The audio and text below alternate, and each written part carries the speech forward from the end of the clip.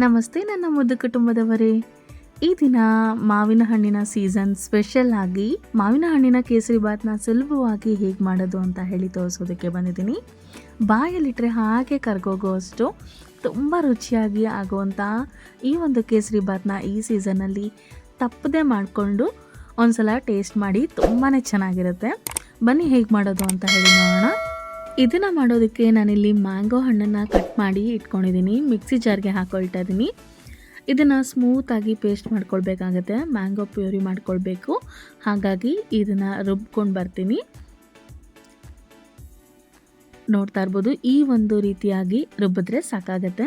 ಈಗ ಒಂದು ಕಡಾಯಿನ ಇಟ್ಕೊಂಡಿದ್ದೀನಿ. ಇದಕ್ಕೆ ನಾನಿಲ್ಲಿ ತುಪ್ಪನ ಬಳಸ್ತಾ ಇದ್ದೀನಿ. ನಾನಿಲ್ಲಿ ಚಿಕ್ಕ ಸ್ಪೂನ್ ತೊಗೊಂಡಿದ್ದೀನಿ, ಹಾಗಾಗಿ 4 ಟೇಬಲ್ ಸ್ಪೂನ್ ನಾನು ಹಾಕ್ಕೊಂಡಿದ್ದೀನಿ.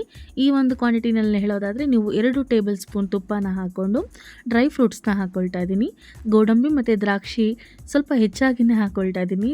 ತುಂಬ ಚೆನ್ನಾಗಿರುತ್ತೆ ಜಾಸ್ತಿ ಇದ್ದರೆ ಈ ಒಂದು ಕೇಸರಿ ಬಾತ್ಗೆ ಅಂತ ಹೇಳಿ. ನೋಡಿ, ಇದನ್ನು ಫ್ರೈ ಮಾಡಿ ಎತ್ತಿಟ್ಕೊಳ್ತಾ ಇದ್ದೀನಿ. ನಂತರ ಇನ್ನೊಂದು ಕಡಾಯಿಗೆ ನಾನಿಲ್ಲಿ ತುಪ್ಪನ ಹಾಕ್ಕೊಳ್ತಾ ಇದ್ದೀನಿ. 2 ಟೇಬಲ್ ಸ್ಪೂನ್ ಆಗೋಷ್ಟು ನಾನಿಲ್ಲಿ ತುಪ್ಪನ ಬಳಸ್ತಾ ಇದ್ದೀನಿ. ಈಗ ನಾನಿಲ್ಲಿ ಒಂದು ಸಣ್ಣ ಗ್ಲಾಸ್ ಕಾಫಿ ಕುಡಿಯೋ ಗ್ಲಾಸ್ ಬರುತ್ತಲ್ಲ, ಆ ಒಂದು ಗ್ಲಾಸ್ನ ಅಳತೆಯಲ್ಲಿ ನಾನಿಲ್ಲಿ ಚಿರೋಟಿ ರವೆನ ಹಾಕ್ಕೊಳ್ತಾ ಇದ್ದೀನಿ. ನೀವು ಕ್ವಾಂಟಿಟಿನ ನೋಡಿಕೊಂಡು ಹೆಚ್ಚು ಕಮ್ಮಿ ಮಾಡ್ಕೊಳ್ಬಹುದು. ಈಗ ರವೆನ ತುಪ್ಪದಲ್ಲಿ ನೀಟಾಗಿ ಸ್ವಲ್ಪ ಫ್ರೈ ಮಾಡ್ಕೊಳ್ಬೇಕಾಗತ್ತೆ. ನೋಡ್ತಾ ಇರ್ಬೋದು, ಇಷ್ಟು ಮಾಡಿಕೊಂಡ್ರೆ ಸಾಕಾಗುತ್ತೆ. ಈಗ ನಾನಿಲ್ಲಿ 1/4 ಕಪ್ ಆಗೋಷ್ಟು ಸಕ್ಕರೆನ ಸೇರಿಸ್ಕೊಳ್ತಾ ಇದ್ದೀನಿ. ಸಕ್ಕರೆ ನಿಮಗೆ ಎಷ್ಟು ಬೇಕೋ ಅಷ್ಟು ನೋಡ್ಕೊಂಡು ಹಾಕ್ಕೊಳ್ಬೋದು. ಹಾಗೆ ಇಲ್ಲಿ ಫುಡ್ ಕಲರ್ನು ಸಹಿತ ಹಾಕ್ಕೊಳ್ತಾ ಇದ್ದೀನಿ. ಇದು ಕಂಪ್ಲೀಟ್ಲಿ ಆಪ್ಷನಲ್. ಹಾಕ್ಕೊಂಡ್ರೆ ತುಂಬ ಚೆನ್ನಾಗಿರುತ್ತೆ ಅಂತ ಹೇಳಿ ಹಾಕ್ಕೊಳ್ತಾ ಇದ್ದೀನಿ. ಬೇಡ ಅಂದರೆ ಸ್ಕಿಪ್ ಕೂಡ ಮಾಡ್ಬೋದು. ಹಾಕಿ ಮೂರೂ ಸಹಿತ ನೀಟಾಗಿ ರವೆ ಜೊತೆ ಸಕ್ಕರೆ ಎಲ್ಲ ನೀಟಾಗಿ ಕರಗಬೇಕು, ಆ ರೀತಿಯಾಗಿ ಫ್ರೈ ಮಾಡಿ. ನಂತರ ಇದಕ್ಕೆ ನಾನು ಬಿಸಿನೀರನ್ನ ಕಾಯಿಸಿ ಇಟ್ಕೊಂಡಿದ್ದೆ, ಅದನ್ನು ಹಾಕ್ಕೊಳ್ತಾ ಇದ್ದೀನಿ. ನೋಡ್ತಾ ಇರ್ಬೋದು, ಒಂದು 2 ಕಪ್ ಆಗೋಷ್ಟು ನಾನಿಲ್ಲಿ ನೀರನ್ನು ಸೇರಿಸ್ಕೊಳ್ತಾ ಇದ್ದೀನಿ. ನೀರನ್ನು ಹಾಕಿದ ತಕ್ಷಣವೇ ನೋಡ್ತಾ ಇರ್ಬೋದು ಯಾವ ರೀತಿ ಗಟ್ಟಿಯಾಗಿ ಆಗಿದೆ ಈ ಒಂದು ಕೇಸರಿ ಬಾತು. ಈಗ ಇದಕ್ಕೆ ನಂತರ ಇದಕ್ಕೆ 1/2 ಕಪ್ ಆಗೋಷ್ಟು ಹಾಲನ್ನು ಸಹಿತ ನಾನಿಲ್ಲಿ ಸೇರಿಸ್ಕೊಳ್ತಾ ಇದ್ದೀನಿ. ಗಟ್ಟಿಯಾಗಿದೆ ಅಲ್ವಾ, ಹಾಗಾಗಿ ಈ ಒಂದು ಕೇಸರಿ ಬಾತು ಎಷ್ಟು ತೆಳುವಾಗಿ ಮಾಡ್ಕೊಳ್ತೀರೋ ಅಷ್ಟು ರುಚಿಯಾಗಿರುತ್ತೆ. ಹಾಗಾಗಿ ನಾನಿಲ್ಲಿ ಹಾಲು ಮತ್ತು ನೀರು ಎರಡನ್ನೂ ಸಹಿತ ಸೇರಿಸ್ಕೊಳ್ತಾ ಇದ್ದೀನಿ. ನೀವು ಒಂದನ್ನು ಬಳಸ್ತೀರಾ ಅಂತ ಹೇಳಿದ್ರೆ ಸ್ವಲ್ಪ ಕ್ವಾಂಟಿಟಿನ ಹೆಚ್ಚಿಗೆ ಮಾಡಿಕೊಂಡ್ರೆ ಚೆನ್ನಾಗಿರುತ್ತೆ. ನೋಡ್ತಾ ಇರ್ಬೋದು, ಈಗ ಎಲ್ಲನೂ ಸಹಿತ ನೀಟಾಗಿ ಮಿಕ್ಸ್ ಮಾಡ್ಕೊಳ್ಬೇಕಾಗತ್ತೆ. ಲಾಸ್ಟಲ್ಲಿ ಇದಕ್ಕೆ ನಾನು ಆಗಲೇ ರುಬ್ಬಿ ಎತ್ತಿಟ್ಕೊಂಡಿದ್ದಂತಹ ಮ್ಯಾಂಗೋ ಪ್ಯೂರಿನ ಹಾಕ್ಕೊಳ್ತಾ ಇದ್ದೀನಿ. ನೋಡ್ತಾ ಇರ್ಬೋದು, ಈಗ ಇದನ್ನು ಹಾಕಿದ ನಂತರ ಇನ್ನೊಮ್ಮೆ ಎಲ್ಲವನ್ನು ಸಹಿತ ನೀಟಾಗಿ ಮಿಕ್ಸ್ ಮಾಡ್ಕೊಳ್ಬೇಕಾಗತ್ತೆ. ಈ ರೀತಿಯಾಗಿ ತಿರುಗ್ತಾ ಇರಬೇಕಾಗತ್ತೆ. ಇದನ್ನು ಮಾಡುವಾಗ ಫ್ಲೇಮ್ನ ಕಮ್ಮಿ ಅಥವಾ ಮಧ್ಯಮ ಊರಿನಲ್ಲಿ ಇಟ್ಕೊಂಡು ಮಾಡಿ, ಇಲ್ಲ ಅಂತ ಅಂದರೆ ಸೀದೋಗೋ ಚಾನ್ಸಸ್ ಇರುತ್ತೆ. ಹಾಗಾಗಿ ಸ್ವಲ್ಪ ಫ್ಲೇವರ್ಗೆ ಅಂತ ಹೇಳಿ ಏಲಕ್ಕಿ ಪುಡಿನ ಸಹಿತ ಸೇರಿಸ್ಕೊಳ್ತಿದ್ದೀನಿ. ಹಾಗೆ 1 ಸ್ಪೂನ್ ಆಗೋಷ್ಟು ನಾನಿಲ್ಲಿ ತುಪ್ಪನ ಸಹಿತ ಸೇರಿಸ್ಕೊಳ್ತಾ ಇದ್ದೀನಿ. ನಾನಿಲ್ಲಿ ಸಣ್ಣ ಸ್ಪೂನ್ ಬಳಸಿದ್ದೀನಿ, ಹಾಗಾಗಿ ಕರೆಕ್ಟ್ ಕ್ವಾಂಟಿಟಿನ ಹೇಳ್ತಾ ಇದ್ದೀನಿ.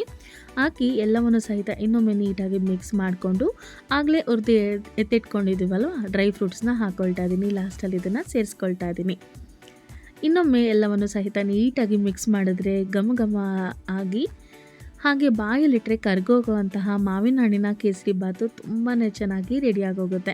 ನೋಡ್ತಾ ಇರ್ಬೋದು, ಈಗ ಇದನ್ನು ಒಂದು 2ರಿಂದ 3 ನಿಮಿಷ ಸಿಮ್ಮಲ್ಲೇ ಹಾಗೆ ಬಿಟ್ಟರೆ ಮ್ಯಾಂಗೋ ಹಣ್ಣಿನ ಕೇಸರಿ ಬಾತು ರೆಡಿಯಾಗೋಗುತ್ತೆ. ನೋಡಿ, ಈಗ 2 ನಿಮಿಷ ಆಗಿದೆ, ಇದು ರೆಡಿಯಾಗೋಯಿತು.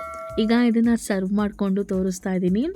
ಖಂಡಿತ ಈ ಒಂದು ವಿಧಾನದಲ್ಲಿ ನೀವು ಈ ಒಂದು ಮಾವಿನ ಹಣ್ಣಿನ ಕೇಸರಿ ಬಾತ್ನ ಈ ಸೀಸನ್ನಲ್ಲಿ ತಪ್ಪದೆ ಮಾಡಿ ನೋಡಿ.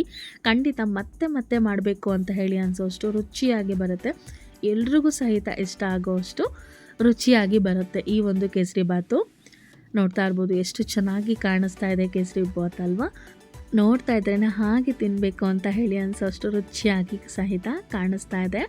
ಈ ಒಂದು ವಿಧಾನದಲ್ಲಿ ನೀವು ಒಮ್ಮೆ ಕೇಸರಿ ಬಾತನ್ನು ಟ್ರೈ ಮಾಡಿ ಹೇಗೆ ಬಂತು ಅಂತ ಹೇಳಿ ನಮಗೆ ಕಮೆಂಟ್ ಸೆಕ್ಷನಲ್ಲಿ ತಿಳಿಸೋದನ್ನು ಮರಿಬೇಡಿ.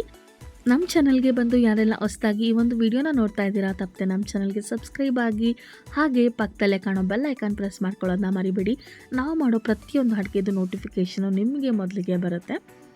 ಇದಾಗಿತ್ತು ಇವತ್ತಿನ ಈ ವಿಡಿಯೋ ನಿಮಗೆಲ್ಲ ಇಷ್ಟ ಆಯಿತು ಅಂತ ಹೇಳಿ ನಾನು ಭಾವಿಸ್ತೀನಿ. ಇಷ್ಟ ಆಗಿದ್ದರೆ ಸ್ವಲ್ಪನಾದರೂ ಹೆಲ್ಪ್ಫುಲ್ ಅಂತ ಹೇಳಿ ಅನಿಸಿದರೆ ವಿಡಿಯೋಗೆ ಲೈಕ್ ಮಾಡಿ, ಹಾಗೆ ನಿಮ್ಮ ಫ್ರೆಂಡ್ಸು ಫ್ಯಾಮಿಲಿ ಮೆಂಬರ್ಸ್ ಜೊತೆಲಿ ಈ ಒಂದು ವಿಡಿಯೋನ ಆದಷ್ಟು ಶೇರ್ ಮಾಡಿ. ನಿಮ್ಗೇನಾದರೂ ಈ ವಿಡಿಯೋ ಹೆಲ್ಪ್ಫುಲ್ ಅಂತ ಹೇಳಿಸಿದ್ರೆ ಕಾಫಿ ಟ್ರೀಟ್ ಥರ ನಮಗೆ ಸಹಾಯನೂ ಸಹಿತ ಮಾಡ್ಬೋದು. QR ಕೋಡ್ನು ಸಹಿತ ಅಟ್ಯಾಚ್ ಮಾಡಿದ್ದೀನಿ. ಮತ್ತಷ್ಟು ಹೊಸ ರೆಸಿಪಿ ಜೊತೆ ನಿಮಗೆ ನೆಕ್ಸ್ಟ್ ವಿಡಿಯೋದಲ್ಲಿ ಸಿಗ್ತೀನಿ. ಅಲ್ಲಿವರೆಗೂ ನಮ್ಮ ಚಾನಲ್ನ ಇದೇ ರೀತಿ ವಾಚ್ ಮಾಡ್ತಾ ಇರಿ ಅಂತ ಹೇಳ್ತಾ ವಿಡಿಯೋನ ಮುಗಿಸ್ತಾ ಇದ್ದೀನಿ. Thank you for watching.